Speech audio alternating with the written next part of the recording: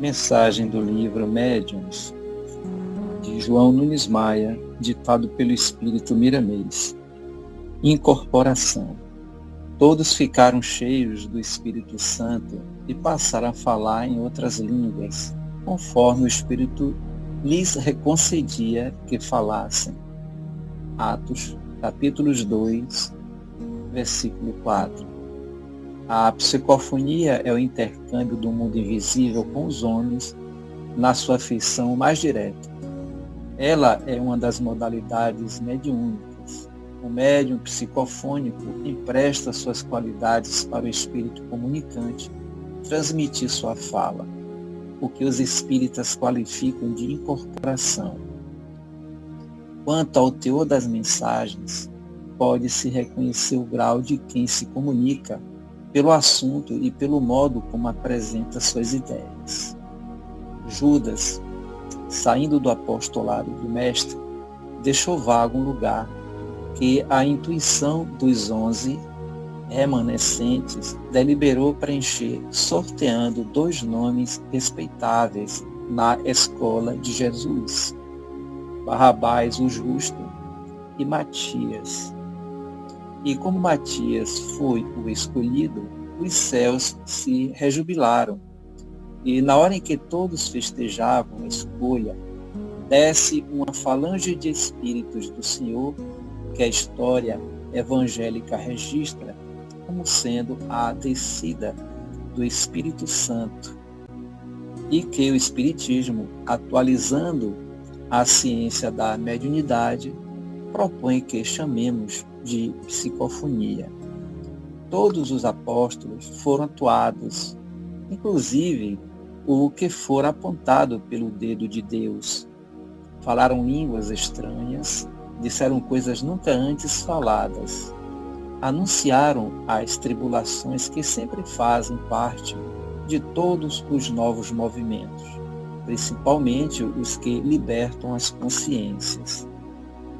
A incorporação mais perfeita é aquela que carrega em si a nobreza, fazendo graçar no ambiente a alegria e o interesse profundo pela verdade, não esquecendo de alimentar a esperança nos que ouvem, de que vão se fazer ouvir as notícias celestiais. Foi o que se deu com os 12 companheiros do Cristo.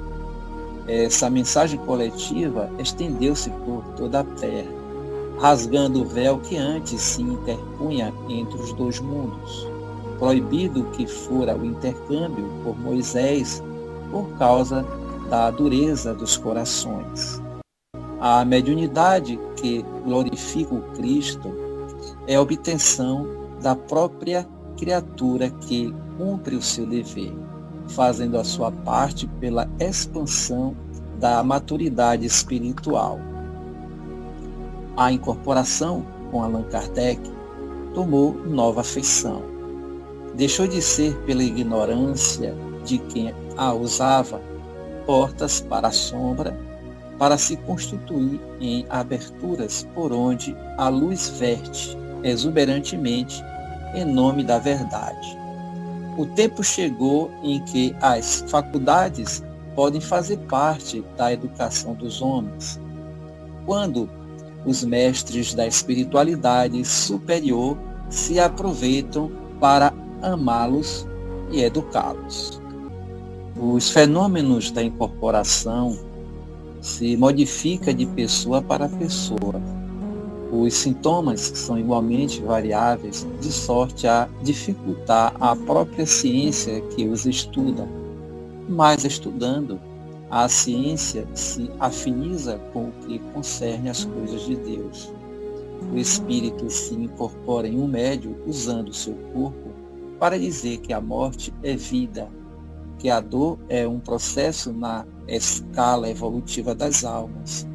Em muitos planos, que a reencarnação é uma lei universal em toda a criação, para estimular a fraternidade entre os povos, para falar do grande tesouro que todos podemos receber como herança divina, o amor.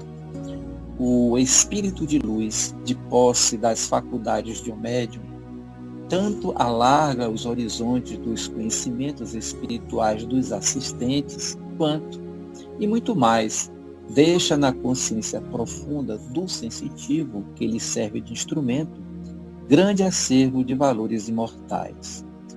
O dom de falar línguas estranhas, de profetizar, de fazer curas espetaculares, está rareando, cedendo lugar ao dom do trabalho, da caridade, da instrução e do amor.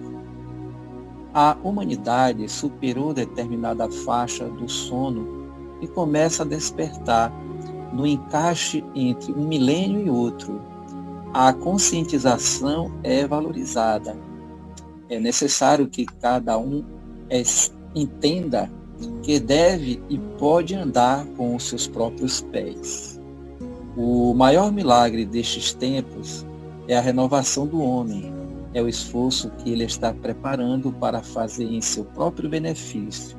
Ao servirem de instrumentos às incorporações, os médiuns em Cristo nada mais fazem do que exercerem as funções de sirineus, para que cada espírito suba o seu calvário e descubra, com o seu esforço e as bênçãos de Deus, a sua felicidade.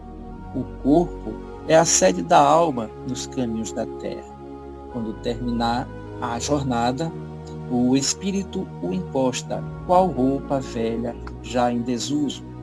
O espiritismo tornou-se uma escola da mediunidade, porque ela é o sustentáculo da sua existência. E o exercício mediúnico de incorporação se alastrou nas terras brasileiras, subindo degraus que o tempo delimitou, submetendo-se à força da lei do progresso. De vez em quando, surge no seio de todas algumas mediunidades fora de série, a serviço da verdade mais acentuada.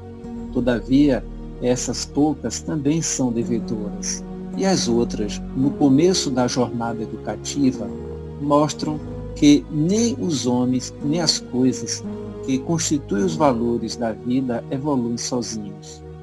A dependência é verdade invisível que se entrelaça do zero ao infinito.